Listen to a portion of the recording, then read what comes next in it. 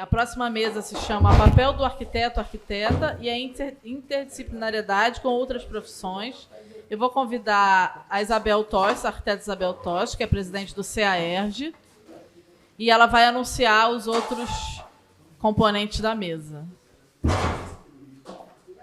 Boa noite a todos. Então, dando continuidade à nossa mesa que ficou aqui espremida, eu gostaria de chamar para compor a mesa, primeiro, Isabel Portela, nossa museóloga e que trabalha aqui no museu, né? E é a coordenadora da rede de acessibilidade dos museus, tá? O currículo dela é imenso, mas a gente está com pouco tempo. Queria chamar também a Aline Rocha, que é assistente social e é doutora em arquitetura. Bem-vinda, Aline. Jaqueline de Macedo. Jaqueline, a gente trabalhou juntas, não trabalhou? No passeio público? Bem que eu lembrei disso. Jaqueline é arqueóloga com mestrado em arquitetura. Tudo bom? E é professora de mestrado profissional na FAO-UFRJ.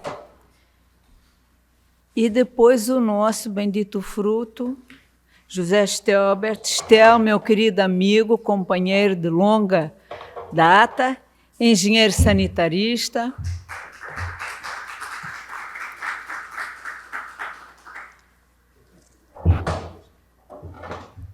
Pode chegar. Diga. Eu? Tá, pode ser. Pode ser, ok. Tá bem.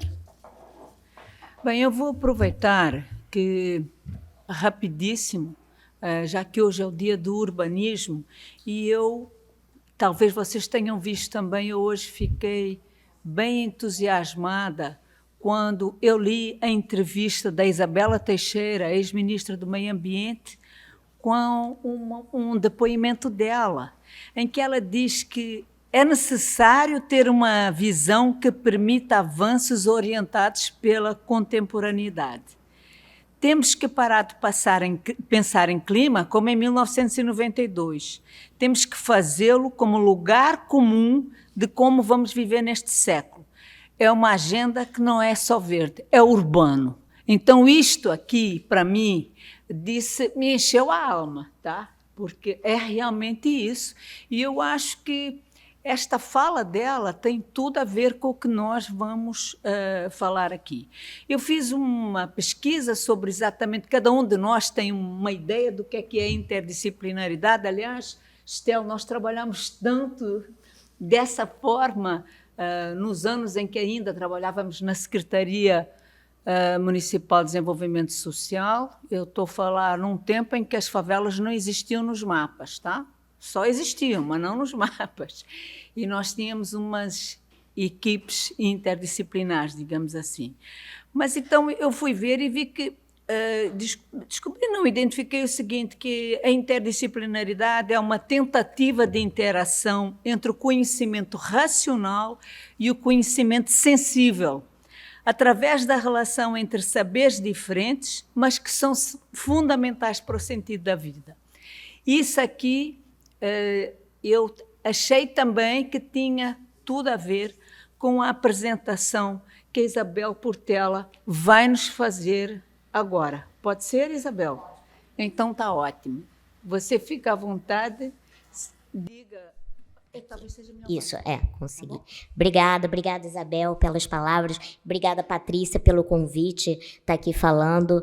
É até muito engraçado falar só para uma plateia de arquitetos, porque normalmente eu sempre falo só para museólogos ou para pessoas que trabalham nos ambientes culturais. Eu sou formada em museologia, mas fiz meu mestrado, doutorado e pós-doutorado em História e Crítica de Arte. E eu trabalho aqui no Museu da República, eu sou curadora de uma galeria de arte contemporânea e nos últimos 10 anos eu venho trabalhando com a questão da acessibilidade. E é uma coisa muito visto, né, porque o palestrante anterior estava falando sobre a formação do arquiteto e tudo, e eu, pelo que eu sabia anteriormente, se tem muito pouca cadeira sobre de acessibilidade na faculdade de arquitetura. E eu não sei se isso mudou, mas não se tem, né, ou tem eletiva, que o arquiteto pode escolher ou não tem, ou vários cursos, nem isso tem. E é uma necessidade, tanto que eu coloquei antes, eu faço a parte de consultoria, de acessibilidade para vários museus. Antes eu fazia o que a gente chama de acessibilidade atitudinal. Eu explicava para os museus, ou para quem trabalhasse para os museus, né, para quem trabalhasse nesses espaços, o porquê que precisava acessibilizar. E aqui eu vou falar mais da acessibilidade arquitetônica, porque tem as sensoriais, para pessoas cegas, pessoas surdas, o toque, a grande maioria dos espaços museológicos são em prédios tombados, então isso também é uma outra questão para que arquitetos vejam como é que fazer e colocar. Vocês imaginam, isso aqui é o espaço em que eu trabalho. E não imagino que vocês tenham percebido, mas para chegar aqui são 3 degraus em pedra, em granito, e eu não tem rampa. A minha sala onde eu trabalho também não tem rampa. Eu trabalho no térreo, mas mesmo assim, por ser um prédio antigo, é um degrau de 40 centímetros e tudo. Então, se o arquiteto é uma faculdade, né, antigamente era elitista, a museologia também. Então, eu posso dizer hoje que eu tenho uma pessoa que está comigo, sempre que ele sobe a minha cadeira e desce, e aqui subiu os 3 degraus, e para descer também. Assim, eu faço todo um trabalho de conscientização da acessibilidade, mas o IFAM, que é uma autarquia irmã do IBRAM, é o nosso grande inimigo, porque colocar rampa que você coloca e tira, isso não é acessibilidade, né? A rampa, ela tem que ser fixa, eu vou mostrar. Então, e uma coisa eu vou falar para vocês. A lei de acessibilidade, a lei que tem direito à pessoa com deficiência, ela é soberana à lei do patrimônio. Então, ela é mais importante, e ela num momento em que o patrimônio brigar, porque não pode, que são bens tombados, nós temos, com a questão da lei da acessibilidade, a lei do deficiente físico, tem prioridade a lei patrimonial. Isso não quer dizer que a gente possa destruir ou fazer alguma obra em que danifique algum bem móvel tombado, mas que a gente faz eu vou começar aqui mostrando a apresentação. Pelo censo, a gente deveria ter tido o censo em 2020, a gente está em 22 fazendo uma outra, começando esse momento de ver, né, o percentual de pessoas com deficiência. Em 2010 era 14,95% da população tinha algum tipo de deficiência. Então, a gente precisa entender que, e eu estou falando somente para bens culturais, né, museus e espaços culturais. Se a gente elimina 14%, 15% da sua... Desculpa, eu até vou ver aqui, porque não é 14%, é quase 25%. A gente está eliminando 1/4 da população que poderia estar entrando dentro desses edifícios. Então, a gente tem que ver que não é um simples favor, porque era como via, não era assim, coitados, a gente tem que fazer esse consentimento. Isso é lei. Hoje tem lei que aplica e que a gente tem que dar permissão. Então, tem que fazer as coisas. Então, colocar uma rampa. A rampa que é aqui do museu, que a gente tem para entrar no palácio, vocês daqui podem ver, ela é colocada no fundo. Isso também é uma outra regra, assim, das absurdas que existem, que ela já existe há muito tempo. toda pessoa, todos têm que entrar pela mesma entrada. Se a população, se o público visitante do museu, né, o que antigamente eu tinha uma diretora que falava assim, os normais. E aí os normais eram pessoas que não eram deficientes. Então, não porque ela fazia o dedo entre aspas, que ela não estava cometendo a gafe que cometia. Bom, todo mundo tem que entrar pela mesma entrada e tem que sair pela mesma saída. Então, isso é uma regra muito importante da acessibilidade. Eu vou passando aqui.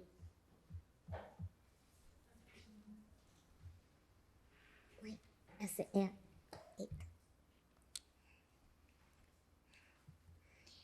Tá, né? 46 milhões, isso aqui eu já falei, vou falando. Então, 24,94% da população tem algum tipo de deficiência. Então, quando o ambiente não está preparado, a gente está eliminando essa população, essa parcela de estar entrando dentro de um edifício. Né, o direito à cultura. A gente fala aqui em acessibilidades, quando a gente fala também acessibilidade física, sensoriais, a gente está falando acessibilidade econômica, por aí vai, mas aqui eu vou estar só me atendo à parte da acessibilidade física. Tem essa frase, nada para nós sem nós, que é a Declaração de Salamanca. Por que eu coloquei ela aqui? Por que ela eu trouxe? Hoje em dia existe uma questão, e que está passando por todos os museus, principalmente, o Ministério Público tem entrado com uma ação contra os espaços por não estarem acessíveis. E hoje, muitos arquitetos, empresas, escritórios, estão sendo contratados para fazerem, então, um projeto de acessibilidade de todos os espaços. E aí, precisam contratar, né, além da lei, que eu vou mostrar aqui de arquitetura, NBR, uma pessoa, porque para fazer um projeto de acessibilidade, para que ele saiba se ele está funcionando, se ele está adequado, se ele corresponde ao que aquela pessoa precisa, chamar um que a gente chama um consultor, que aí ele vai dizer, não, essa rampa está com a inclinação muito íngreme, isso aqui não está funcionando direito, preciso dos dois corrimãos em duas alturas. Ele vai dizer o que precisa e ele vai dizer o que está fazendo falta, o que não está funcionando. Então, essa aqui é a lei que é importante para todos vocês, que é a que fala da norma brasileira de acessibilidade, que é a NBR 9050. Ela é que vai dar o tom, que tem todas as medidas, tem tudo que e ela é renovada, acho que como funcionam, vocês sabem, mas é a partir dali. Isso me dá um lastro, assim, eu, Isabel, como museólogo, eu não preciso saber, mas eu posso ir lá e indicar a quem vai fazer, qual o escritório, e falar, olha, procura, tudo que vocês precisarem tem aqui. E eu vejo e tenho acompanhado, eu participei do projeto como consultora, do projeto de reconstrução do Museu Nacional da Quinta da Boa Vista, um escritório maravilhoso, foi o mesmo que fez o projeto do Museu Ipiranga, da Museu Casa Gaia, vários museus eu tenho participado como consultora, dando o que eu acho que está funcionando, como o que não está, ou que se o projeto está sendo bem. Agora a gente está fazendo pelo projeto do Museu Rio Negro também, então é muito importante estar acompanhando de perto o que está sendo feito e pensado, estruturado, né? Então, o que precisa da acessibilidade, ela precisa fornecer à pessoa deficiência autonomia e segurança. Então, não adianta colocar uma rampa linda, toda transparente, sem nenhum tipo de corrimão, porque não vai brigar com a paisagem do edifício tombado, porque ele é maravilhoso, se a pessoa vai ter que cair ali, não escorrega e não vai ter como se segurar. Então, são duas palavrinhas que tem que estar em tudo que vai ser pensado, estruturado, que é a autonomia, que se isso está dando segurança, vai ter autonomia para o deficiente físico, então pronto. Então, ela tá dentro do que é pedido, do que é para ser feito. né? E a gente está falando, eu vou passar aqui rapidamente, mas são as barreiras, né? São as barreiras sociais, a gente tem as barreiras atitudinais dentro dos museus. E a questão de cada espaço desses é quebrar essas barreiras. Então, o papel do arquiteto é eliminar a barreira, para que a gente tenha o fluxo das pessoas visitando esses espaços, é essa eliminação de barreiras. Então, esse é o que a gente procura ver, né? E para eliminar barreiras aqui, né, são as arquitetônicas, as comunicacionais, atitudinais, porque não adianta um museu colocar o balcão, que eu vou mostrar para vocês em 2 alturas, fazer tudo, sendo que na portaria vai ter um segurança que vai dizer assim, nossa, chegou mais um bando aí de pessoas com deficiências que não vão poder entrar aqui dentro. Então, tudo que você fez do trabalho, ele vai por água abaixo, porque a equipe não está treinada, não entende o porquê que está sendo feito aquilo, né? Então, isso tudo que eu estou falando para vocês são frases do que eu já ouvi. Né? Então, a acessibilidade visa tornar o ambiente, né, mais seguro, acessível, acolhedor. Então, é um projeto em que a pessoa com deficiência, ela ande, ela faça aquele caminho, percurso, e ela não sinta que aquilo foi feito para atender a ela naquele momento e que aquilo é uma imposição, tanta diferença. Então, o trabalho, né, de vocês arquitetos é que aquilo flua com o espaço, com o entorno e da melhor forma possível, né? Que a gente chama também de desenho universal, não só o ambiente, mas a calçada, o entorno, o bairro, qual é o tipo de ônibus, se todo o espaço, o estacionamento também está acessível. Então, isso tudo também entra dentro dessa composição. Né? Então, o projeto, né, quem trabalha em museus, o projeto tipográfico tem que levar em consideração a roda da cadeira. Eu vou mostrar, eu tenho aqui fotos falando, né, tamanho de letras, o espaço, o cão-guia hoje em dia é uma lei, né, permitida. Então, assim, a gente tem a permissão e não precisa pedir autorização, né? O cão-guia já está autorizado, já pode entrar e está dentro de qualquer espaço cultural. Né, isso aqui, só para vocês verem algumas medidas e alturas, porque é uma altura diferenciada. Hoje em dia tem arquitetos que estão especializados em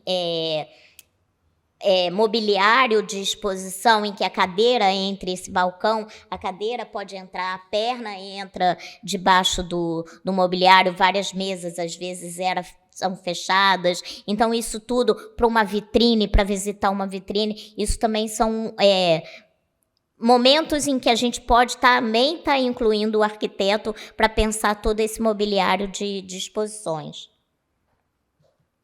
Né, aqui as alturas, né, as rampas em 2 tamanhos, o balcão em 2 alturas também. Bom, era isso. Esse aqui ficou de fora. Bom, é isso. Obrigada. Muito obrigada. Muito obrigada, Isabel, porque você foi ótima. Cumpriu o seu horário, que foi uma maravilha. Bem, agora, então, eu acho que é melhor você falar, né, Aline? Pode ser? Tá. Que aí você... Eu preciso só que alguém me ajude com a apresentação. Eu posso passar aqui, só botar... Para identificar. Eu posso ir só passar. trocar e pronto. Eu posso até sair daqui. Não saia do Aqui. meu lado. Aprendi tanto aí. Pois tem mais é. aprendendo, não vai sair, não. Eu sou das que eu me apego. Ah, tá bom, entendeu? então tô aqui. Eu não sei me desapegar ainda, não aprendi na terapia. Tá bom. Bom, enquanto vai... Já abri. Já foi. Enquanto vai, não, já foi, né? Se você pudesse apresentar um pouco mais, porque eu falei muito pouco, tá bem? Eu me chamo Aline Rocha, sou formada pela Escola de Serviço Social da UFRJ. Então, bacharela em Serviço Social, mestre em Serviço Social. Obrigado por quem aumentou o microfone. E recentemente, Isabel, eu me aventurei nesse universo de arquitetura e urbanismo. E eu fiz um processo de doutoramento na UF, no programa de arquitetura e urbanismo. Então, eu sou assistente social, mestre em serviço social, doutora em arquitetura e urbanismo. Porque, e não sei por que me chamaram para falar sobre interdisciplinaridade. E te digo que sou uma apaixonada pelas duas. Então, quero iniciar, após essa rápida apresentação, quero iniciar agradecendo demais ao CAU. O Conselho de Arquitetura e Urbanismo sempre me acolhe de uma maneira muito generosa. E em outros anos, 2019, eu estive aqui e falei, olha, no final da minha apresentação, eu falei, eu encontro vocês na luta.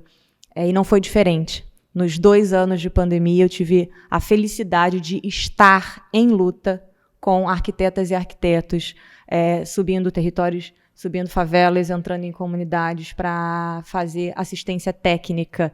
Isso não é pouco. Isso diz muito sobre o que eu acredito como interdisciplinaridade, ora multidisciplinaridade. Vou falar um pouquinho sobre isso.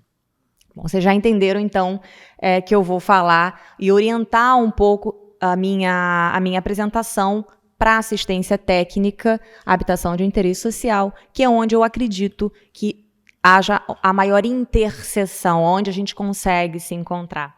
E esse é o título da apresentação, né? As interseções e os limites na atuação de assistentes sociais e arquitetas e arquitetos em políticas para habitação de interesse social. E eu achei muito interessante, confesso a todas e todos, que eu fico muito desconfortável em chegar aqui e apontar, fazer críticas construtivas sobre a categoria. Mas depois que eu ouvi a mesa das meninas sobre interseccionalidade e depois o companheiro Gustavo falando, eu falei, tô tranquila, né? Porque o povo já caiu de pau, já fez as críticas super construtivas, e então eu fico um pouco mais confortável, confesso. Começaram a falar esse resgate, né, que a mesa sobre interseccionalidade, mercado de trabalho, eles fizeram um pouco o resgate do profissional, dessa categoria, né, de onde, qual é a relação, o surgimento dos profissionais de arquitetura. E deixaram muito claro o seguinte: existe algo que é muito particular do início da formação, do início da categoria, que é o caráter mais elitizado, e as barreiras para contemporaneizar, né, para trazer isso para a nossa sociedade atual. E aí eu queria já perguntar aqui, como assistente social, é uma pergunta retórica, qual o ideal, né? Qual é o estereótipo da assistente social? E eu já jogo na questão do recorte de gênero, porque tem isso, né? É a assistente social. E, de verdade, a nossa categoria é formada 97% por mulheres. Então, temos também, da mesma forma que vocês, o nosso estereótipo, né? E que tem uma relação muito profunda. Se eu parar aqui para perguntar a cada uma de vocês, o que vocês compreendem como assistentes sociais? De pronto, vai ser a moça boazinha, né? Caridosa, fofa, que não fala alto, é quase aquela bela recatada e do lar. Só que não. E aí eu trouxe um pouquinho dessa nossa trajetória, o porquê que tem esse véu sobre a nossa profissão, e eu vou pedir gentilmente para minha companheira. Eu trago para vocês uma linha do tempo, óbvio, eu não vou debruçar sobre ela, mas é uma linha do tempo que diz o seguinte: o serviço social, ele nasce de uma tradição cristã, né, das damas de caridade, ele avança os anos 40, se aproximando dos ideais positivistas norte-americanos, e isso traz um caráter mais técnico para a profissão. E aí vem a minha pergunta: quando assistentes sociais encontram arquitetas e arquitetos? E eu volto para minha primeira fala, é que a gente se encontra na luta. Nos anos 60, os arquitetos e arquitetas começam, e aí eu resgato um pouco a fala do Botelho, que esteve aqui, eles começam essa categoria de arquitetos e arquitetas começa a se aproximar dos movimentos em luta por reforma agrária, por melhoria e em luta de permanência e não remoção das favelas, e resgato aqui a fala da Isabel, tentando resgatar um pouquinho dos acúmulos ao longo do dia. Então, é nesse momento em que aqueles profissionais... Porque fica um pouco estranho se a gente pensar, né? Poxa, mas se aqui nós temos uma galera que é super da elite e aqui na outra ponta temos as assistentes sociais que basicamente trabalham com a extrema pobreza, como é que essa galera se encontra, né? São hábitos, são espaços distintos. E quando eu falo, essa turma se encontra em luta, e é em luta com a classe trabalhadora como classe trabalhadora, se identificando como segmento expoliado da classe trabalhadora que assistentes sociais e arquitetos se encontram em luta, em processos de redemocratização. Então, essa linha do tempo, obviamente não vou me debruçar, porque majoritariamente vocês já conhecem, é um pouco a nossa trajetória, onde a gente se encontra. E aí vocês podem ver nessas fotos, e trago da Vila Aliança porque é meu reduto, né? Eu sou cria de favela, sou cria da Vila Aliança, com muito orgulho. Assistentes sociais já trabalhavam, entendam, já trabalhavam com arquitetos, engenheiros, ali nos anos 60, nos anos... até mesmo antes disso, nesses processos de remoção de favela e reassentamento, e também, a gente está super afinada, viu? Deu match. E também no período de acompanhamento dos moradores dos IAPs. Todos aqui conhecemos, quem não conhece são os Institutos de Aposentadorias e Pensão, que antes do BNH viabilizavam moradia para segmentos espoliados da classe trabalhadora. Aquelas fotos são da minha família, ali em Padre Miguel, na Caixa d'Água, o maior conjunto habitacional naquela época. Bom, e aí eu avanço essa linha para o que hoje nós chamamos, na verdade eu pego essa categoria de empréstimo do professor José Paulo Neto, que trabalha brilhantemente sobre o Estado mínimo. É mínimo para quem esse Estado, né? É mínimo para os segmentos espoliados, para os segmentos da classe trabalhadora, e é máximo, óbvio, para o capital. Então, esse Estado, que aqui eu estou chamando, entre aspas, e sem provocações, volta só um pouquinho, Isabel, por gentileza. Não, erro foi meu. Para falar um pouco sobre a assistência técnica, que eu acho que é por onde eu vou avançar e concluir a minha fala. Então, para quem conhece um pouco da assistência técnica, a Lei 11.888, ela tem as suas raízes lá nos anos 70, avança nos anos 80 e ela se reifica, ela se consagra em boa parte em 2 artigos, 182 e 83 da Constituição Federal. E aí, pronto, chegamos nos anos 2000 para dizer o seguinte, olha só, pessoal, já tem 10 minutos, mais ou menos, falando que assistentes sociais e arquitetos se encontram na luta. Mas só a partir de 2000, na verdade, do final dos anos 90, é que tem uma lei, que tem uma normativa que diz que onde tiver engenheiros, peço desculpa, arquitetos, engenheiros e afins, trabalhando na promoção de políticas habitacionais, políticas urbanas de uma maneira geral, trabalhando na questão urbana, precisa ter uma coisa chamada PTS, que é o trabalho, ou que é o projeto técnico social. Né? Vocês acompanharam isso, pelo PUF, eu sei que foi dolorido, né? E foi trabalhoso, porque construir metodologia não é fácil. Bom, e resgata uma fala dizendo que não tem neutralidade. Né? Da mesma forma que ao longo do nosso dia hoje de trabalho foi pontuado que não existe uma homogeneidade dentro da arquitetura, né? Tanto que se questiona lá nos posts que o CAL faz, o CAL não deveria estar fazendo isso, ou não deveria estar discutindo gênero. O serviço social também ele não é homogêneo, ele também é segmentado.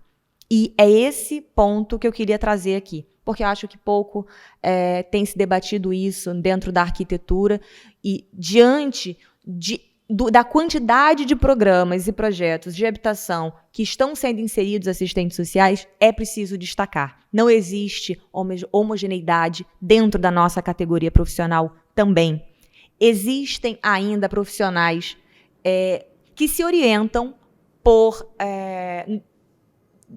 cristianismos, positivismos, perspectivas higienistas, de remoção de favelas. Então, se por um lado, ter assistentes sociais acompanhando projetos de habitação e urbanismo, também é um ponto de inflexão, é um ponto para a gente parar e pensar como essa categoria profissional está sendo formada, quem são, qual é o perfil desses profissionais, porque possivelmente, se não forem profissionais que estejam, repito, reconhecidos como classe trabalhadora e com a classe trabalhadora, são projetos que vão continuar ou oprimindo ou projetos assistencialistas, sem perspectiva, e aí eu vou pegar de empréstimo um conceito que a Isabel apresentou, sem perspectiva de autonomia.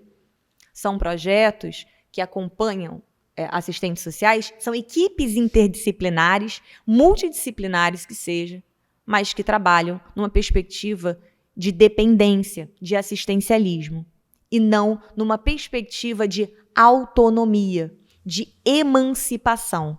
Então, acho que essa é a provocação, e eu me sinto muito, muito grata por essa oportunidade de provocar quem são e quais são as diretrizes, quem são os profissionais e as profissionais, e quais são as diretrizes que estão norteando, ou melhor, orientando, para a gente acabar com essa questão de norte e sul, né? Mas quais são as perspectivas que estão orientando, quais são os valores que estão orientando essa atuação multiprofissional interdisciplinar. Então, essa é a primeira provocação que eu gostaria de deixar e fico muito grata. Bom, e para concluir, fazer só algumas breves considerações, pontuar brevemente o trabalho de assistentes sociais na relação com profissionais de arquitetura e urbanismo em experiências de ATIS, assistência técnica para habitação de interesse social, deixando claro que eu, ao longo dos meus 20 anos trabalhando na temática, considero assistência técnica uma política pública, gratuita, para projeto, edificação, reforma, ampliação e regularização fundiária. Eu baseio isso na Lei 11.888. Bom, Aline, o que é isso? Que quadrinho é esse? Tá? Então, eu vou falar rapidamente. Esse quadrinho, ele sai da minha pesquisa de doutorado, é uma análise sintética das atribuições de assistentes sociais em ações, em projetos de assistência técnica, de ATIS. Então, eu consegui agrupar todas essas atividades em o que eu chamo de 4 eixos temáticos, 4 eixos de contribuição de assistentes sociais em ATIS. Tá? Esse é o resultado da minha pesquisa. A gente estuda 4 anos para sair um slide, gente. É muito triste isso, né? Bom, mas são essas, tá? Eu não vou me estender, e é por questões óbvias, né? Tá todo mundo aí depois de um dia enorme de trabalho. Trouxe aqui, mas vou resumir o seguinte. Existe uma dificuldade de comunicação. Agora é aquela hora que eu me sinto confortável porque já bateram antes. Então, existe uma questão de comunicação que ainda arquitetos e arquitetas não conseguiram ultrapassar. É falar com o território. Diálogo, eu acho que essa é a palavra. Vocês saem... Ai, eu estou me sentindo muita vontade agora. Ó. Vocês saem... muito preocupados em serem extremamente criativos e propositivos e não escutam. É preciso escutar mais. E aí, relembro, eu estou fazendo aqui um recorte em ATIS, porque é o campo que eu conheço e que eu já atuei com vocês. Articulação intersetorial. O que significa isso? Significa que não adianta chegar numa casa e ver que tem uma infiltração ou uma questão relacionada ao ambiente construído, o que aqui vocês chamam de patologias construtivas. Estou aprendendo também. Não adianta resolver patologias construtivas se isso não tiver diretamente relacionado com outros setores. Então, não adianta deixar uma casa livre de... Vou trazer o exemplo da iluminação, porque eu gosto muito, né? Não adianta deixar uma iluminação uma casa ventilada ou bem iluminada se você não entende que a rotina daquela casa precisa de que as crianças estudem distante da janela. Mas, Aline, por que distante da janela se a iluminação natural... Porque a boca, porque o tráfego está ali na frente. Ou, enfim, eu trouxe só esse exemplo porque é um exemplo que normalmente é um exemplo que já me atravessou. Né? Uma família, por exemplo, simplesmente eu não quero que abra um vão de ventilação. Por quê? Porque eu não quero que ninguém passe e veja dentro da minha casa, e porque eu não tenho um bom relacionamento com a minha vizinhança. E a gente resolve com cobogó, a gente resolve com o que tiver que resolver. Mas isso só vem pelo diálogo. Tá? E eu chamo isso... Autores, obviamente, que vieram antes de mim, consideram como tecnologias sociais. Ou seja, é a construção, e aí eu volto na interdisciplinaridade, é a construção de um novo saber, que não é da equipe técnica e nem do território. É a soma desses saberes que vai dar o resultado que realmente impacta na vida daquela família, daquela comunidade.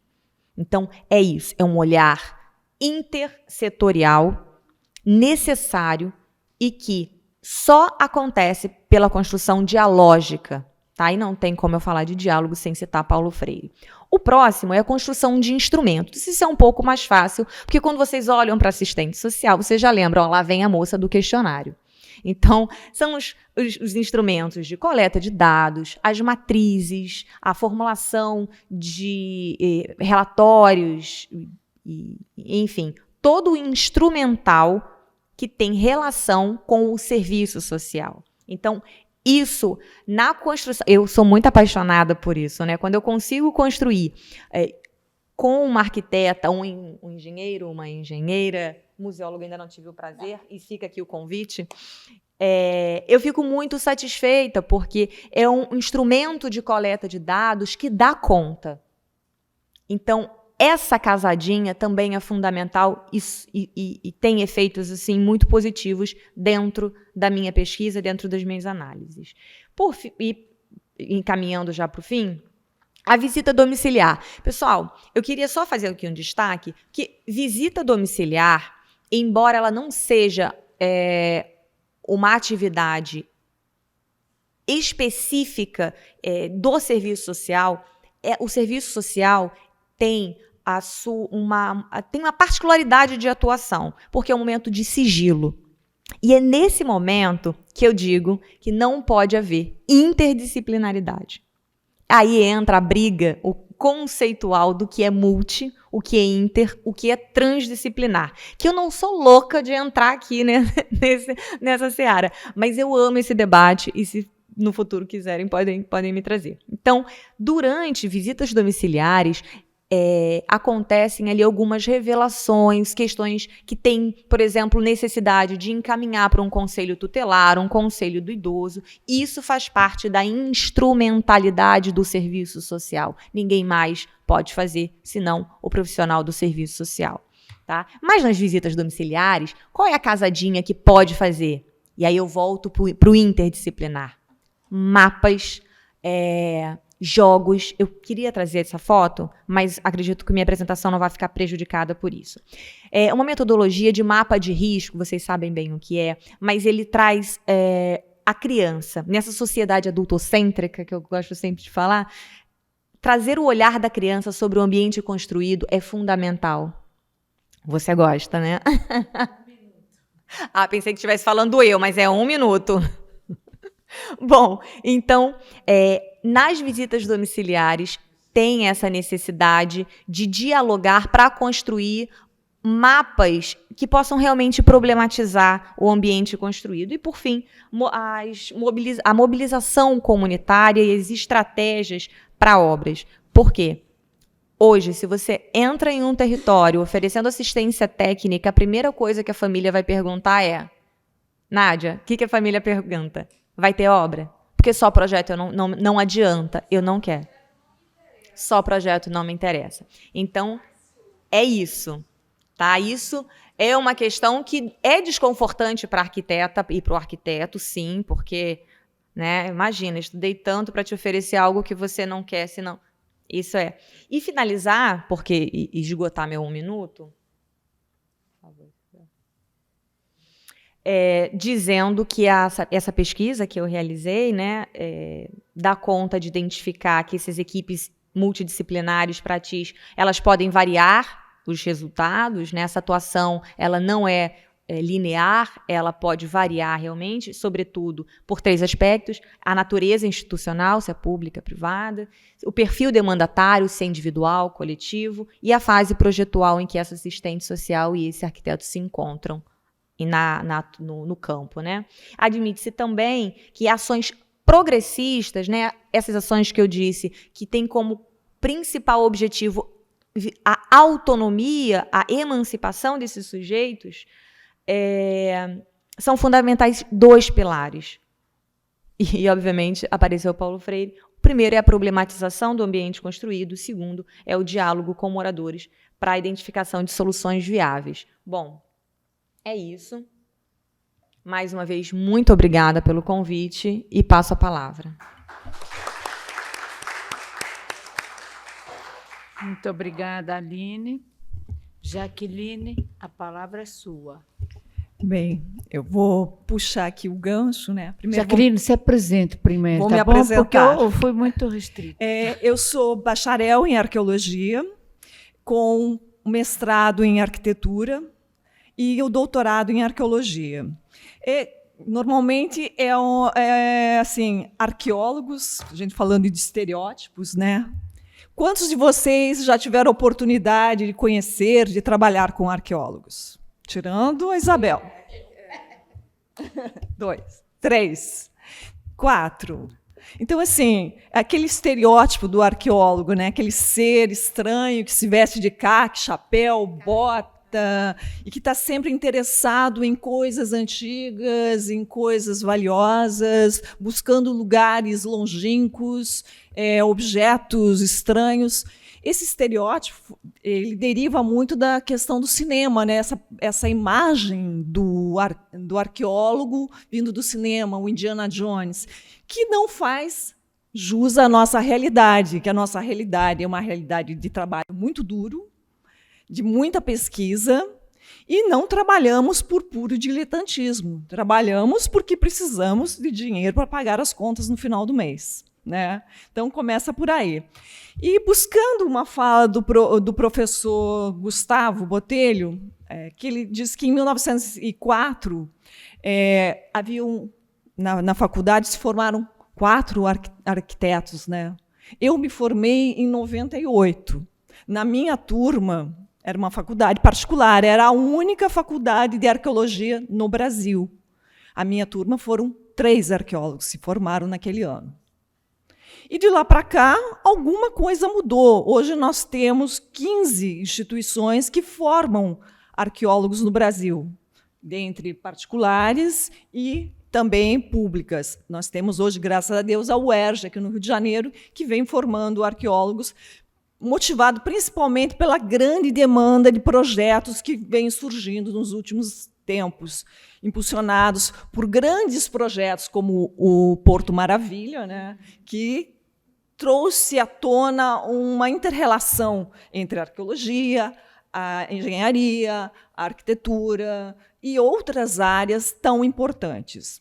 Com relação também à divulgação desses objetos, desses bens patrimoniais, que também são muito importantes, né? Essa socialização dos bens arqueológicos, essa inter-relação dos saberes da arqueologia, essa produção de conhecimento que deriva do processo do fazer arqueológico, ela não pode ficar restrita aos seus pares. Eu sempre falo, assim, eu não trouxe a apresentação, deixa eu me desculpar, porque era para o professor Marcos vir apresentar hoje, ele teve um problema pessoal, e a professora Noêmia me convidou hoje para poder participar dessa mesa, fazendo essa inter-relação. Mas eu acho assim, eu tenho mais de 20 anos que eu atuo diretamente como arqueóloga, junto a arquitetos e engenheiros. Eu sou testemunha.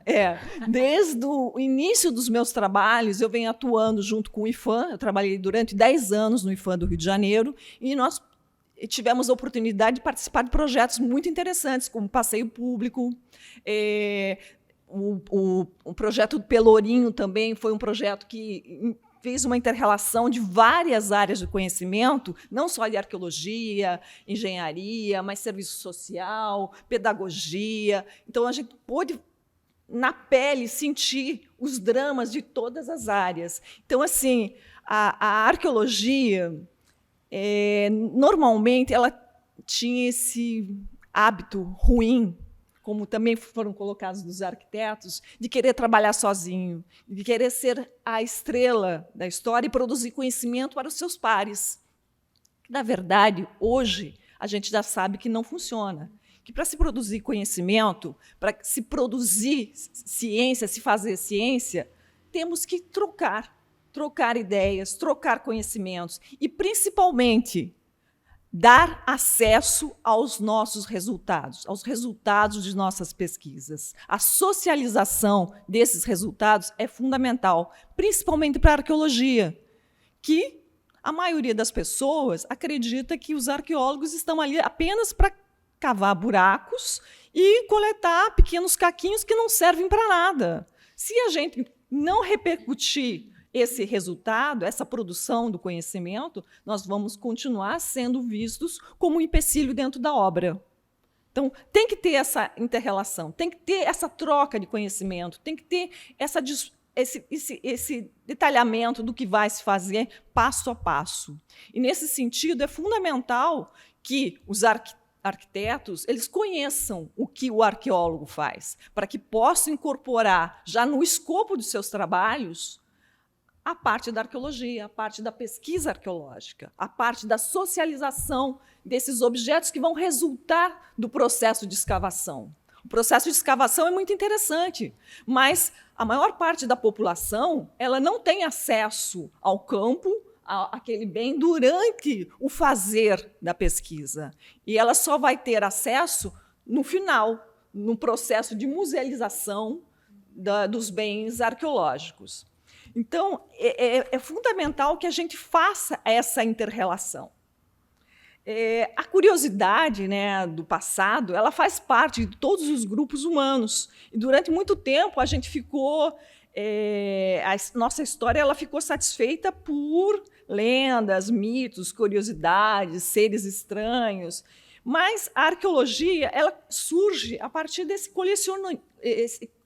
colecionar objetos, de trazer objetos estranhos, de trazer objetos exóticos. Mas não é só isso, não é o objeto pelo objeto. A produção do conhecimento é o objetivo fundamental da pesquisa arqueológica. E a troca e a socialização desse conhecimento são primordiais. Então, o que é arqueologia? Aqui, eu não estou aqui para dar aula de arqueologia.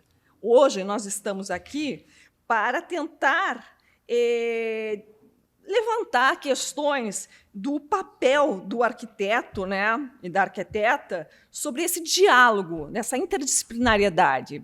Mas, na verdade, assim, tentar mostrar também o papel do arqueólogo, trazer essas questões do arqueólogo trabalhando com outras áreas do conhecimento. Quando o arqueólogo ele vai a campo, ele vai estar trabalhando com o engenheiro para definir questões estruturais da edificação que ele pode estar pesquisando. Porque um erro fundamental do arquiteto é ele achar que o objeto arqueológico são só os caquinhos. Os edifícios também são arqueológicos. O que é o objeto, a coisa arqueológica? É tudo aquilo que é produzido e apropriado pelo humano.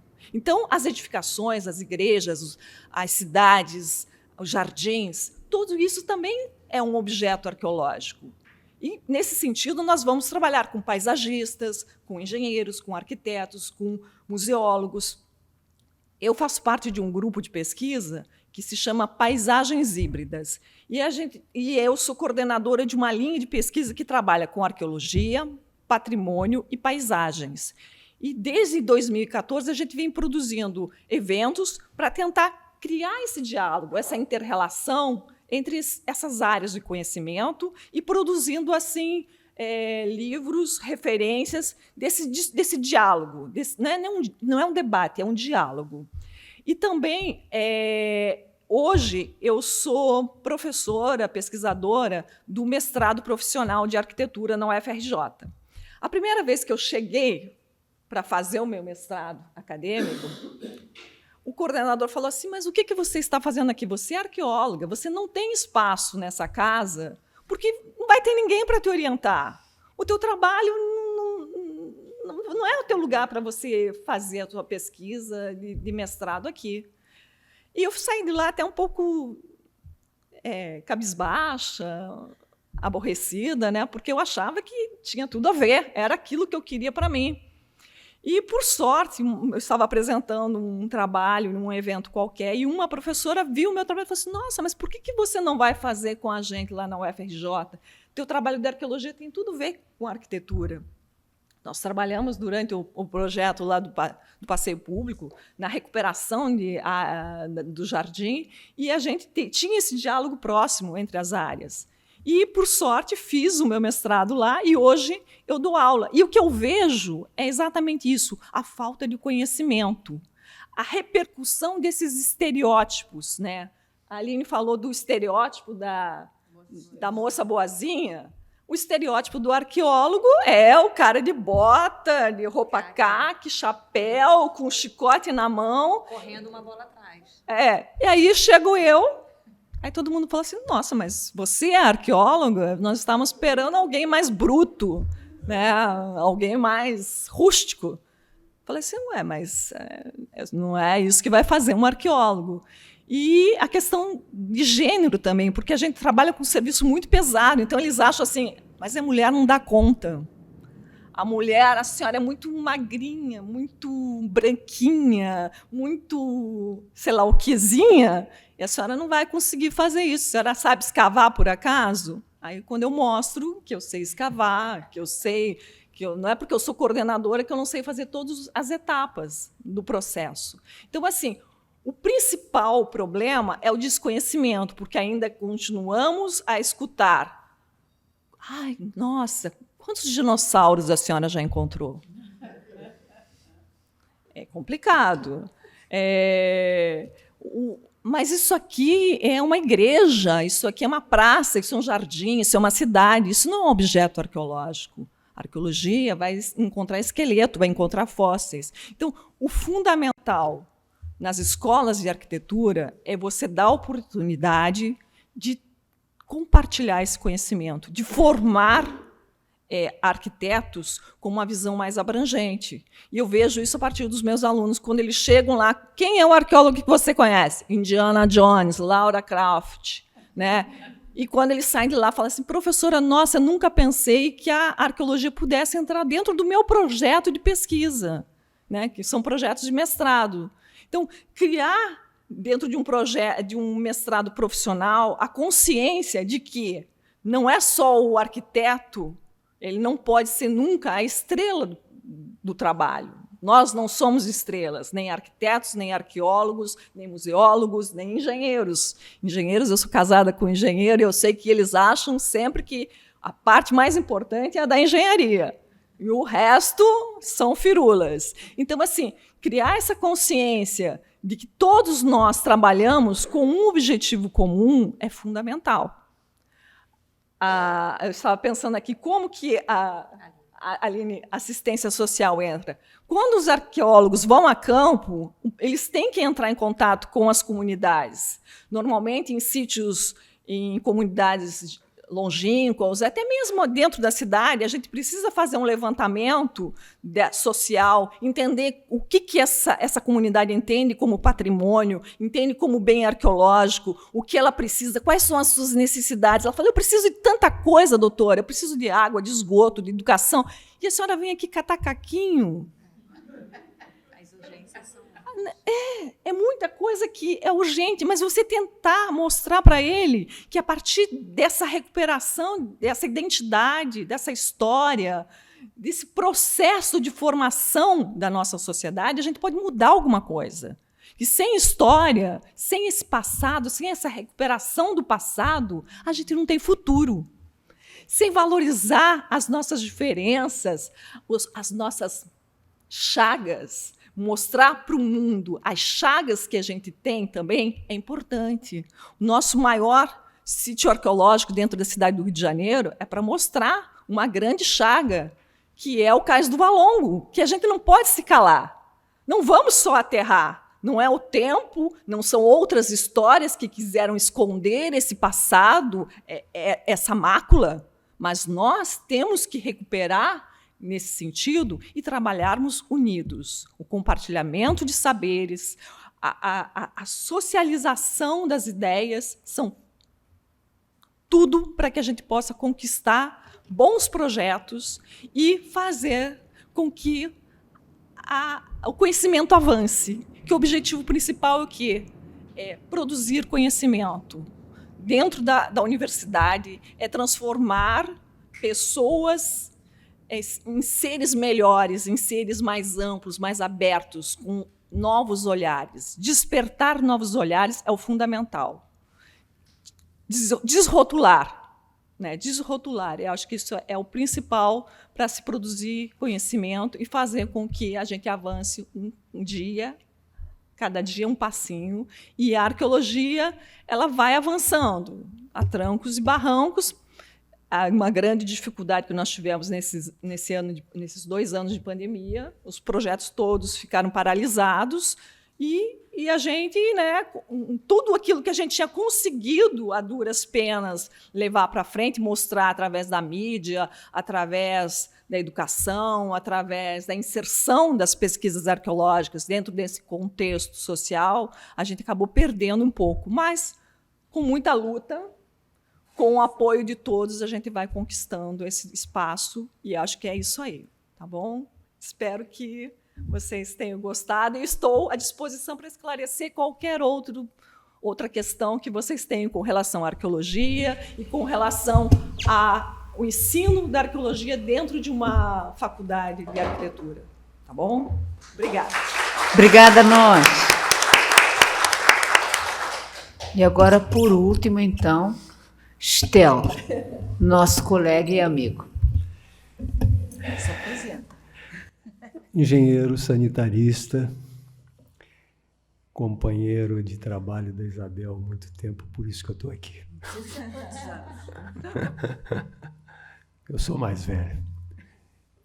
Eu participei do Censo 70 na Rocinha. Eu escolhi fazer favela sem saber que ganhava mais.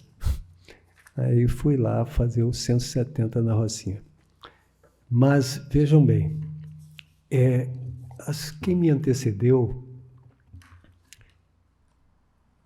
tem falou muito sobre o tema, que é esse, né? Interdisciplinaridade, multidisciplinaridade, transdisciplinaridade, pluridisciplinaridade, o nome que for.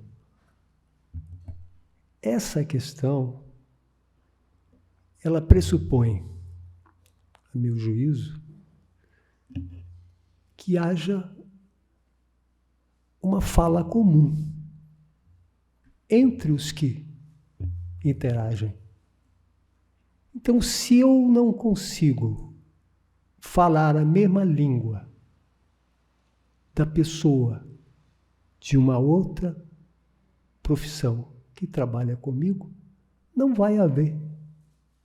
Então, a partir daí, há muito tempo eu tenho uma posição de que os engenheiros, na formação deles, tinha que ter mais no currículo urbanismo. Sem nenhuma dúvida. Os meus colegas acabam tendo, quando tem uma visão mais ampla, é pela vida. Foram atrás ou então encontraram. Então, eu passei nos últimos anos, pelo Clube de Engenharia, coordenando um setor de estudantes. E não tenho nenhuma dúvida que é fundamental. Não só para os de agora, né, mas pelo que aconteceu no passado. É muito difícil você trabalhar com equipe multidisciplinar. Os egos trazem uma dificuldade enorme. E eu já trabalhei em equipe multidisciplinar como membro da equipe e como coordenador de equipe.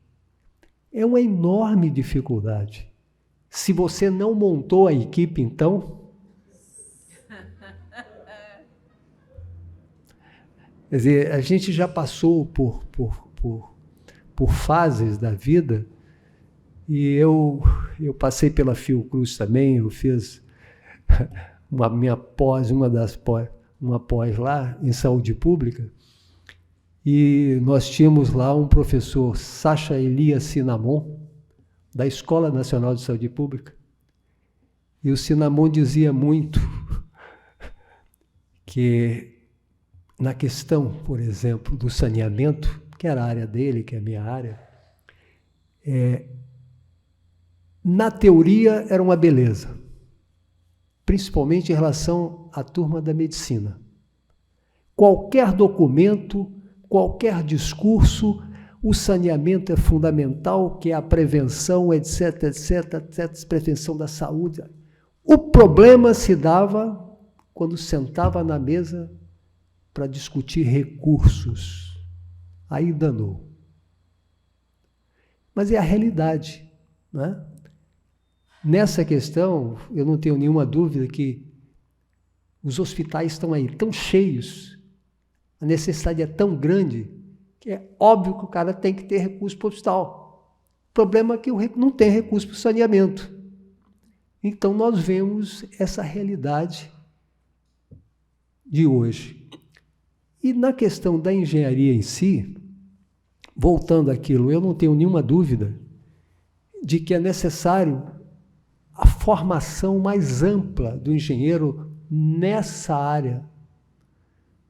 Eu tenho uma série de amigos em diversos setores da engenharia. Por exemplo, eu perguntei há algum tempo atrás, um que inclusive joga vôlei comigo ainda na praia, a gente ainda faz isso, que se ele trabalhou no planejamento do Transoeste, né? E eu perguntei a ele, vem cá, na época vocês levaram em conta que estava em execução o Minha Casa Minha Vida, que construiu cerca de 46 mil habitações lá em Campo Grande, Cosmo, Paciência, Santa Cruz? Não. Não levaram em conta que ia ter aquilo lá. Vem cá, e o arco rodoviário que chega lá em Itaguaí, vocês levaram em conta? Não. Então, quando a gente fala em interdisciplinaridade, há uma questão muito séria dos órgãos públicos que não se falam. Eu participei do primeiro plano diretor da cidade do Rio de Janeiro. Participei da elaboração do plano diretor pela Secretaria, na época, Secretaria de Desenvolvimento Social. Depois nós fomos para a habitação, a dupla aqui. Mas o plano diretor, o meu grupo de trabalho era infraestrutura e equipamentos urbanos. Então, nós convocávamos pessoas de cada setor para que a gente pudesse ter uma visão daquilo e, portanto, pudesse pensar, né, um plano diretor. A educação, qual é a demanda da educação? A segurança, o saneamento. Então, íamos convocando pessoas para conversar com a gente. E aí, o meu secretário, na época, chegou e disse assim, não vou passar informação que esses caras vêm aqui me querer se meter na minha área. E agora? Nós não conseguimos, na época, a demanda da Secretaria da Educação. Qual é a demanda em termos de futuro? Não conseguimos. E esse não falar entre nós, profissionais, por falta de formação ou por falta de sensibilidade, né, também está dentro dessas áreas. Estava eu na minha sala, chegou a colega, assistente social, Estel, a minha filha de 9 anos vai fazer o projeto Botinho ali em São Conrado. Como é que está o mar ali? Tá poluído? Eu abri o INEA e estava lá em frente ao Hotel Nacional. Na época ainda tinha uma vala de esgoto, que agora sai na encosta, mas corre para dentro do mar. Tirou apenas a chamada vala negra, que é a vala de esgoto. Eu abri e mostrei, olha, está completamente vermelho. Isso era janeiro, fevereiro, férias, né? Que era o projeto Botinho, que é colônia de férias para as crianças com os bombeiros. Os bombeiros, a SEDAI, bababá, eles não olharam que estava completamente proibido a vulnerabilidade naquela área. Não tinha vulnerabilidade. Um órgão, os bombeiros, não olham o que a INEA está dizendo. Então, a questão maior é informação. Nós temos que falar a mesma língua, senão nós não nos entendemos. Claro, o sujeito vem agora, nós estivemos aqui na mesa discutindo uma questão, e o sujeito vem com que a Terra é plana, está difícil. Aí isso é uma coisa extra, apesar de estar na nossa realidade, né? Nós estamos vivendo isso. Aquele sociopata em Brasília, né? Tirou essa turma toda dos seus buracos. Mas voltando, então veja bem, quando eu falei então que é fundamental que nós falemos a mesma língua, é fundamental então que nós façamos alguma coisa para isso.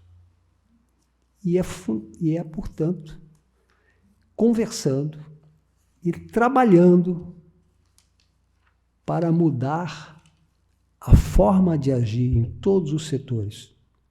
A transparência é fundamental na questão pública, por exemplo.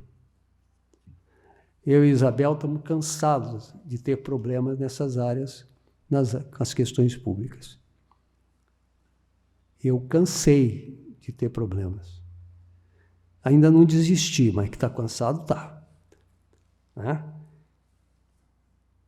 E, para terminar, quero dizer uma coisa. Em cada um desses trabalhos que eu participei, com os arquitetos, com as assistentes sociais, com as sociólogas, com as médicas, com as médicas, com a área de saúde, eu fui fazer saúde pública na Fiocruz, sempre conseguimos fazer alguma coisa, mas não foi sem dificuldade. Não foi sem dificuldade. Até na questão de gênero. Eu coordenava o programa do Banco Mundial dentro da SEDAI. E eu precisava de 13 engenheiros sanitaristas. Isso em 1993, final de 93. Eu botei uma no Jornal do Brasil. Apareceram 200. Um sanitarista. Precisava de 13. Aí nós fizemos tal, e fomos escolhendo, blá, blá, blá, blá, e entre os 13 tinha uma mulher. Para ser o quê? Fiscal de obra. Na obra. Foi um caos da SEDAI. Foi um caos. Como uma mulher? Isso em 93 para 94.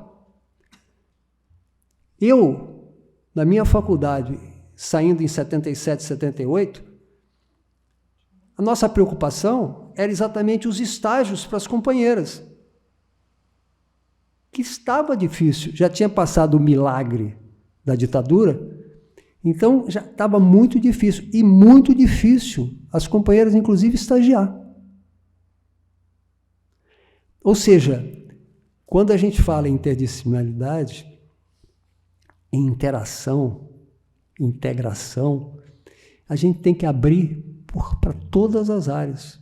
Em todos, nós temos que nos entender, nós temos que procurar que a sociedade consiga ter uma visão ampla e não fique fechado no negativismo, como nós estamos vendo numa parte. A companheira falou aí da questão dos assistentes sociais.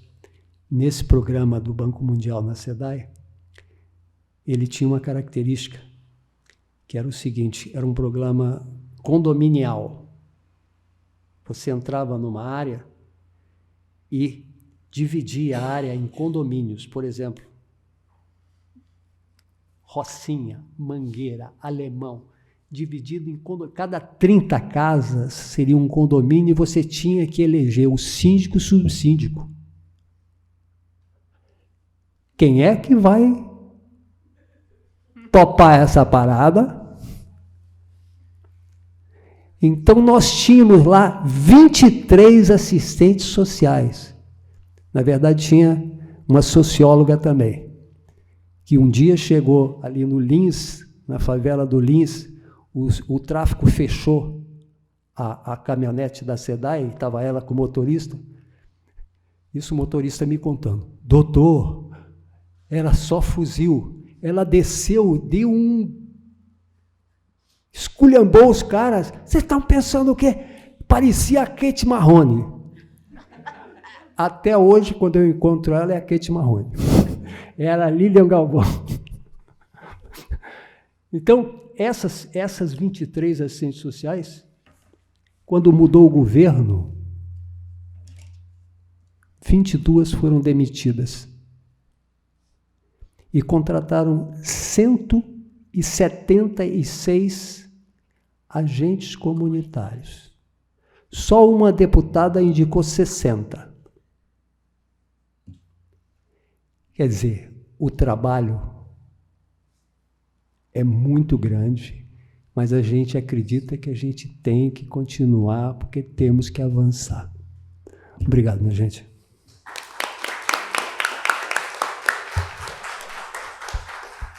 Obrigada, Estel. Vou fazer aqui bem rápido. Tem uma coisa boa, porque assim já a última sessão, então pronto, tem pouca gente, não demora muito. Mas eu vou dizer, eu agradeço ao Cal, porque eu estou adorando estar aqui nesta mesa. Se eu pudesse, eu continuava aqui. Mas houve um pensamento, uma frase que a Aline falou, e que eu exatamente ia falar agora, que é sobre a interdisciplinaridade, que se caracteriza pela interação de uma ou mais disciplinas e que pode ser usada como um ponto de interseção, ligando conhecimentos específicos de cada área e formando desta forma novos pensamentos e novos saberes. E isso aí eu acho que é fundamental. Aqui destas apresentações, eu anotei aqui, Isabel, olha só, eu achei brilhante a sua palestra, porque realmente nós aqui, quer dizer, só quem trabalha nessa área, é fundamental essa conscientização, portanto, junto ao IFAM e ao IBRAM. E agora eu aproveito a sua palestra para falar aqui para os arquitetos que, porventura, tenham oportunidade de trabalhar no Minha Casa Minha Vida, que o Lula está anunciando que vai continuar. Acontece o seguinte, no Minha Casa Minha Vida, só se consideram as casas adaptadas para cadeirantes. Não se pensa numa casa que seja, por exemplo, para um cego. Não se pensa numa casa que seja, por exemplo, para um surdo, porque como as casas já vêm prontas, aí eu e Estel sabe disso, chegava uma situação, é cego, então vai para aqui, é para essa casa, mas essa casa aqui é adaptada para cadeirante. Esta pessoa foi formada, a estrutura dela, para exatamente trabalhar com uma casa normal, não com uma casa para cadeirante. Então, são essas coisas que eu acho que nós, arquitetos, podemos aprender um pouco e alertar isso. Isso é uma das coisas. Como eu estava lá na ponta, entregando as casas, eu assistia a essas situações. Mas gostei muito da sua palestra, foi ótima. Depois eu vou passar para o público fazer perguntas e tal. Aline, olha, só vou te dizer uma coisa. Aqui eu posso me dar a esse direito. Quando eu comecei junto com o Stelling, que, como eu te disse, quando eu disse eu vou trabalhar com favela, todo mundo olhou assim e virou a cara. Quando se começou esse projeto de urbanização, que começou lá no projeto Mutirão, que era uma coisa assim quase, às escondidas, a gente fazia, o Stel trabalhou mais e tal, em que éramos uma equipe multidisciplinar, tinha médico, pedagogo, psicólogo, assistente social, engenheiro, agrónomo, florestal, isso tudo. Esses programas que hoje estão aí vieram todos desse projeto Mutirão, o reflorestamento, os Guardiões do Rio, não foi assim uma coisa assim, não. Foi construído por baixo dos panos por um grupo de técnicos, claro, apoiado por um governo que estava aí. Mas o arquiteto é Deus, sabe como é? Então é assim, quando eu faço um projeto de urbanização de uma comunidade, tá? A comunidade tem que entender o seguinte, eu é que sei o que é que ela precisa, entendeu? Porque eu sou Deus. Essa era a maior briga que nós sempre tivemos lá. Os nossos técnicos não... Vou lhe dizer, isso era na minha época, tá? Eu já tenho 40 anos de formado, quando isto aconteceu lá atrás. Quando o Pablo fez lá o projeto, lá para a Ladeira dos Funcionários, era assim. O Pablo era Deus, ele é que sabia o que é que... Não, ele era um ponto fora da curva, não era assim. Os projetos do Pablo eram fantásticos, mas estou dizendo, era esse? Não era, Pablo. O pensamento vigente era esse. Não, a população não sabe nada. E eu é que sei, imagina, ela não tem formação. Então, o que você diz é isso mesmo. O arquiteto se acha o máximo. Sobre o recorte da assistência social, disse, eu sou privilegiada. Por quê? Primeiro, eu trabalhei com o Paulo, que é presidente do Sindicato do Serviço Social. Então, era um homem. Depois, eu tenho um cunhado que é assistente social. Então, para mim, isso... E talvez por nós termos começado muito cedo nessa época, né, Stella, em que ninguém trabalhava com favelas, nós viemos a descobrir, quando eu trabalhava na Pastoral de Favelas, que trabalhamos no mesmo projeto. Ele pela PUC, eu pela Pastoral de Favelas. E nunca, só depois, anos mais tarde, é que descobrimos que era assim, era isso. A PUC fazia uma coisa, a prefeitura fazia outra, a Pastoral de Favelas fazia outra, e era, a coisa ia acontecendo. Era essa história. Enfim, então, eu concordo com tudo o que você disse, é exatamente isso. Tá? E isso no que o Stel falou, essa fogueira de vaidades que há, tá? E que a gente tem que aprender a ser mais humilde, tá? Como um arquiteto que não pode ser Deus, pô. Ele pode ficar igualzinho à população. Jaqueline, adorei te reencontrar, porque... Ainda bem que não foi outra pessoa que tinha que vir, é você, porque assim é ótimo, a gente pode aqui fazer uma conversa.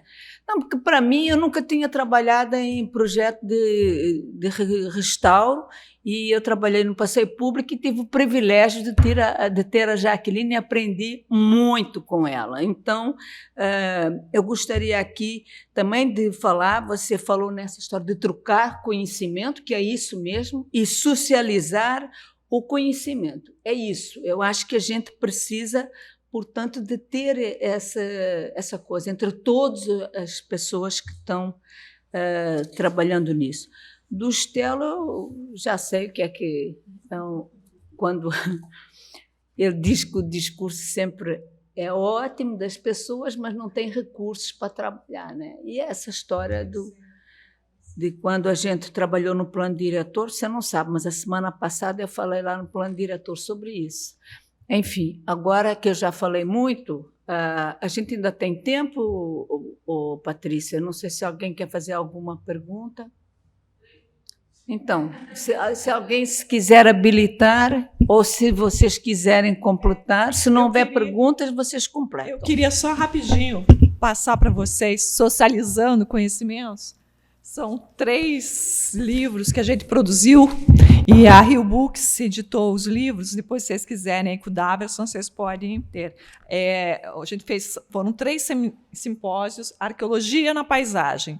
Trabalhamos com arquitetos, engenheiros, botânicos, historiadores, Arqueologia na Paisagem de Jardins Históricos, e esse aqui, A Cidade como um Artefato. Então, assim, não é só o caquinho, a loucinha, é a cidade que é um artefato. Então, assim, acho que é legal, né, que vocês quiserem entender um pouquinho mais sobre arqueologia, procurar esses livros.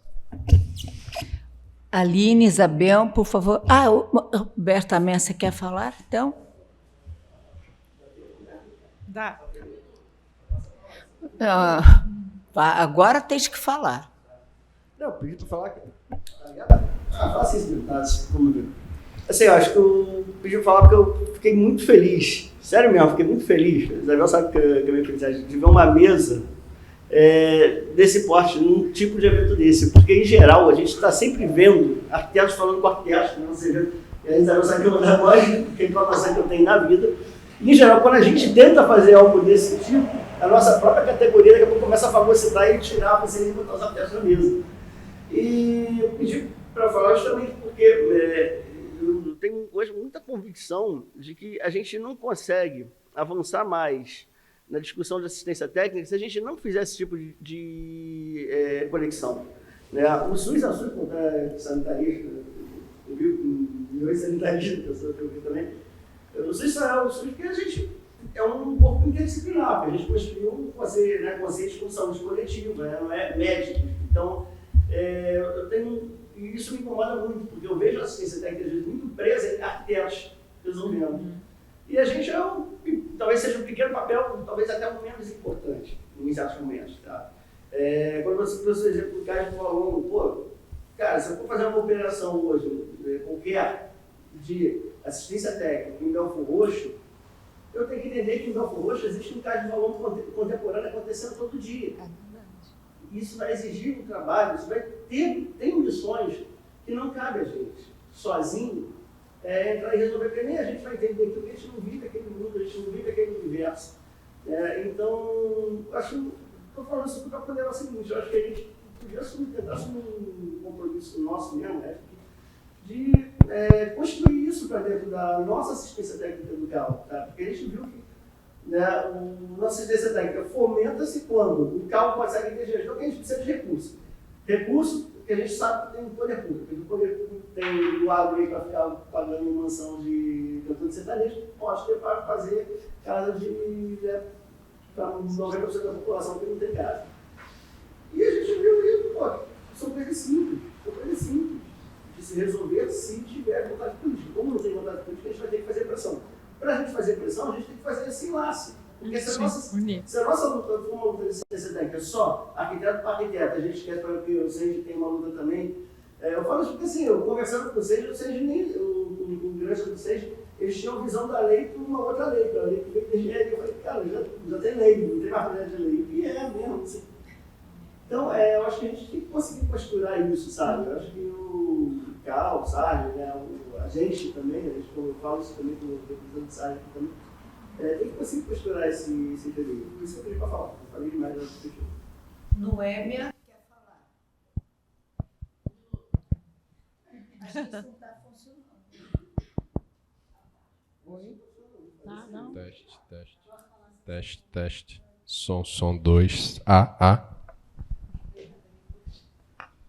Bom, só para complementar um pouco do que o Bertamé falou, a gente tem uma questão que é muito séria, né? Que a gente às vezes não consegue ultrapassar. A gente fala em democratizar a arquitetura, isso é essencial. E a gente precisa também gerar novas interfaces com as profissões que dialogam o tempo todo com a gente, que são várias.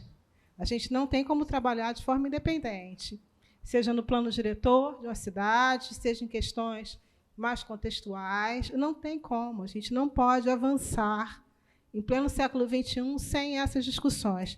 A gente teve uma oportunidade, eu acho que foi importante, agora em outubro, o CAL apoiou o seminário de arqueologia histórica. A arqueologia histórica vem falar exatamente sobre as questões mais próximas da nossa atividade profissional como arquiteto. E, dentre as várias discussões que aconteceram, teve uma que foi muito importante, que se fala sobre uma portaria do IFAM, que está engavetada. Né? Então, essa portaria ela precisa ser desengavetada e os engenheiros, os arquitetos, os arqueólogos, os museólogos estarem trabalhando para a gente avançar.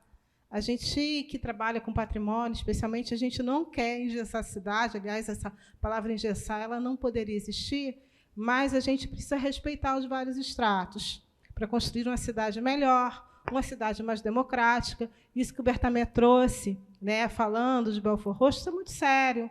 Então, como é que a gente pode construir isso? Só com a discussão alargada, conversando com os profissionais das áreas que podem ter esse diálogo e podem construir melhor, pensar melhor, criar novos instrumentos também. Isso é essencial. E essa mesa, acho que ela foi muito importante, né? Porque essas interfaces, que interfaces são essas, né? Vamos também tirar nossos preconceitos, cada um dentro da sua profissão. A gente precisa sair dentro dela e conversar com as outras. A gente não pode trabalhar de forma individual, né? Só isso. Agradeço muito a todos que vieram, importantíssimos para todos nós, em discussões muito não só importantes, mas sensíveis, que não podem ser colocadas de lado. Eu conheço bem a Jaqueline e a Isabel, tem trabalhos assim muito significativos para todos nós, e acho que vai assim colocar uma interrogaçãozinha: o que a gente pode fazer para construir, né, uma nova plataforma de diálogo com as profissões que são importantes estarem construindo a cidade. Obrigada, Isabel, também. Obrigada. Patrícia, dá tempo da Isabel. Isabel e a Aline não falaram nada, né, Estela? Vai lá, agora, só para encerrar, rapidinho.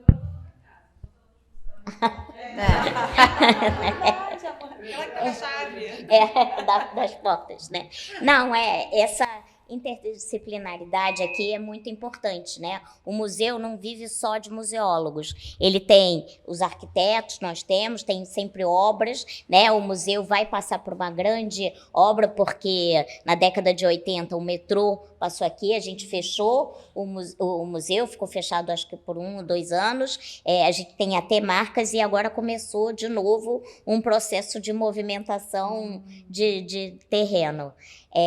E tem o projeto que a gente tem que deixar o espaço também todo acessível, um campo arqueológico. Essa casa aqui, ela começou a ser construída em 1853. Então, é um campo arqueológico, né? Cada vez que um cano da SEDAI é trocado e tudo, a gente mexe na terra e encontra ferraduras, encontra caquinhos. Esse jardim, que é um jardim tombado e que é uma questão, é um problema assim, grande, porque no dia que abrir um canteiro arqueológico, eu não sei se a gente fecha. Não, porque vai ser camadas e camadas aqui, desde o tempo do barão, dos escravos, né? Assim, aonde é hoje a garagem, que pertence hoje ao Museu do Folclore, na verdade eram dos cavalos, senzalas, e deviam ser... o Brasília nasceu aqui. O Juscelino trabalhava aqui nessa casa que a gente vê, e aonde hoje é a reserva técnica, ele descia e trabalhava. O Neymar e o Lúcio Costa e Catetinho, que tem lá em Brasília, era o barracão que ele trabalhava aqui. Então ele descia, ia lá, mexia, falava, palpitava, voltava para trabalhar. Ele queria, né, o Neymar e o Lúcio Costa perto dele para que ele pudesse se intrometer, né, se meter, falar ali nas plantas. Então, isso tudo, né, eu falo sempre da casa. Eu conheci Patrícia num projeto de pesquisa Casas Senhoriais. Ela fez as plantas de todos os pisos e tudo que a gente tem aqui do palácio foi ela, Patrícia, que fez. A gente foi um projeto da Casa de Rui, né, na casa, em tempo que Casa de Rui era, né, um centro de pesquisa, e hoje, bom, enfim, a gente... Exato. O futuro, que eu acho que ele está muito próximo. E aí a gente sempre tem essas pesquisas, né, daqui. Então, aqui, o bairro do Catete é um bairro muito, né, que foi crescendo perto do centro. A gente tem aqui camadas. Hoje em dia, eu faço uma visita que está ligada com o Museu do Amanhã, e é somente para público cego e surdo, né? E a gente Eu trago hoje novas perspectivas de visitas guiadas e trazendo não a história que a gente sempre conta aqui dentro, né? Que é a história de um barão. Então, quais são os invisíveis? Na verdade, eu trago todos os invisíveis, inclusive nós, os deficientes, né? Então, tem quem construiu. A gente sabe o nome do arquiteto, a gente sabe o nome dos pintores da casa, mas a gente não sabe o nome de quem construiu, quem colocou tijolo por tijolo dentro dessa casa. Então, esses invisíveis estão fazendo parte agora dessa história que a gente conta aqui dentro. Deixa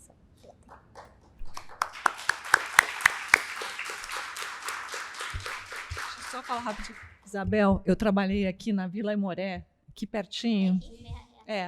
E lá nós encontramos mais, sem contar os objetos arquitetônicos, né? Só a questão do material móvel. Foram mais de 136 mil peças. E eu fiz um trabalho que eu publiquei numa revista de Portugal, falando só dos vidros, que contava a história de doenças, os remédios que eram mais utilizados em cada período, distinções socioeconômicas a partir desses restos dos vidros. Então, a gente vê, desde o período da ocupação da baronesa de Sorocaba, tem uma vidraria muito rica, alguns tipos de remédios, e depois, no século XX, com uma ocupação menos privilegiada, então várias doenças que acometiam essa população que morava ali, né? Principalmente problemas de intestino, vermes, dor de cabeça, problemas estomacais, etc. E a vidraria ligada a bebidas, cachaça, cerveja e outros objetos mais, assim, vidros de perfume, desde o vidro de perfume francês até o vidro de perfume da Avon, do século XX. Então, a gente consegue distinguir, né, e fazer essa análise micro dentro de um universo, de uma vidraria ou da louça, para poder entender a nossa sociedade. Então, a arqueologia tem que estar presente em todos os pontos. Então, na verdade, mais uma vez agradecer, dizer que eu aprendi muito. Eu fiz questão de chegar cedo, de assistir as mesas. Eu sempre vejo esses momentos como um espaço realmente de formação, assim, um espaço onde eu aprendo muito, aprendi muito hoje. Mas queria também deixar registrada aqui a presença de duas colegas de profissão, Nádia e Denise. São pessoas que eu já estou há 20 anos, né? Então a gente já começa fazer menos campo e acabar escrevendo um pouco mais, né, porque o corpinho vai cansando. Então, fico muito feliz de saber que as nossas forças vão se renovando e a galera que está saindo da academia agora já traz a questão da assistência técnica, da multidisciplinaridade como pauta no fazer profissional. Então, agradeço as meninas e um cheiro para todo mundo, gente. Boa noite. Bom retorno para as suas casas. Eu agradeço a vocês, a Isabel em particular. Eu, como engenheiro, não tenho nenhuma dúvida de que nós temos que abrir a cabeça. Não tenho nenhuma dúvida. É muito comum você encontrar, quando alguém coloca peraí, mas isso aqui, isso é coisa de arquiteto. Ou então, se você quer fazer alguma pesquisa, isso é coisa de assistente social. Pô. Isso é muito comum, mas nós estamos caminhando para reduzir isso. E é nesse sentido que a gente está aqui. Muito obrigado.